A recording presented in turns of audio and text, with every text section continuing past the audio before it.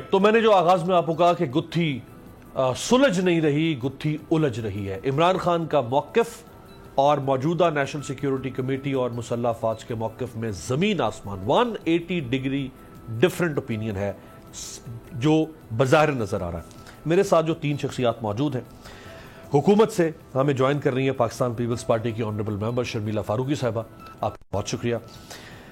شاندانہ گلزار صاحبہ پاکستان تحریک انصاف کی آنریبل ممبر، اب پتہ نہیں ان کو ایم این اے لکھا جا سکتا ہے کہ نہیں لکھا جا سکتا، آپ کا بہت شکریہ. جنرل ریٹائرڈ اعجاز اوان صاحب، جنرل صاحب میں نے ویسے جنرل صاحب لگا دیا لیکن اعجاز اوان صاحب آج ہمارے ساتھ پولیٹیکل اینالسٹ کے طور پر موجود ہیں. آپ کا بھی اعجاز اوان صاحب بہت شکریہ. شاندانہ صاحبہ آپ سے آغاز کروں گا. عمران خان صاحب جو کمرے سے باہر نکل کر بات کر رہے ہیں، کمرے میں جو بات ہو رہی ہے وہ یہ 2 کاغذوں میں لکھی ہوئی ہے، وہ میرے سامنے ہے. اس میں نہ سازش ہے، نہ حکومت گرانے کی بات ہے، نہ ووٹ آف نو کانفیڈنس کا ذکر ہے، نہ عمران خان کا ذکر ہے.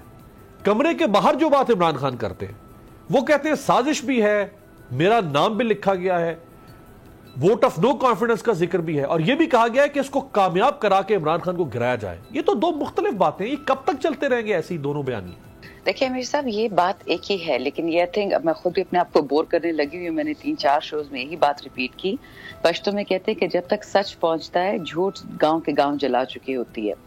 دوسرا یاد رکھے کہ سچ کبھی بھی لینئر نہیں ہوتا، وہ ایک اسکرپٹ کی طرح نہیں ہوتا، ایک بیانیے کی طرح نہیں ہوتا. اس میں ہمیشہ دراڑے ہوتے ہیں، اس میں بریکس ہوتے ہیں، کیونکہ وہ سچ ہے، وہ پیور ہے، وہ انوارنشڈ ہے، وہ را ہے.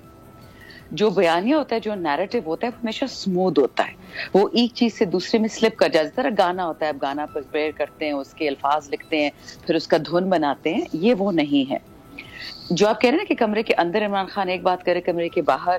یہ اتنا مشکل نہیں ہے اس کو پیس ٹوگیدر کرنا. ایشو یہ ہے کہ ہم کس چیز کی طرف دیکھ رہے ہیں. اگر کوئی سمجھتا ہے کہ خان کی بقا کی باتیں ہیں یا پی ٹی آئی کی بقا کی، تو پھر تو مسئلہ ادھر ہی ختم ہو جاتا ہے. جی پاور سے گر گیا، باولا ہو گیا ہے، بچوں کی باتیں کر رہا ہے، برداشت نہیں ہو رہا، پھر وہ تو بہت ہی آسان بیانیہ ہے بائے کرنا. لیکن اگر سچ کی طرف جائے جائے امیر صاحب، بہت لوگوں کے ہاتھ پیر ٹھنڈے ہو جائیں گے. وہ میں اس لیے آپ کو کہتی ہوں کہ آپ اگر دیکھیں کہ یہ ایونٹس میں آپ کو 1 منٹ کے اندر یہ 5 مہینے لے کے آج تک کے ایونٹس میں لے کے جاتی ہوں.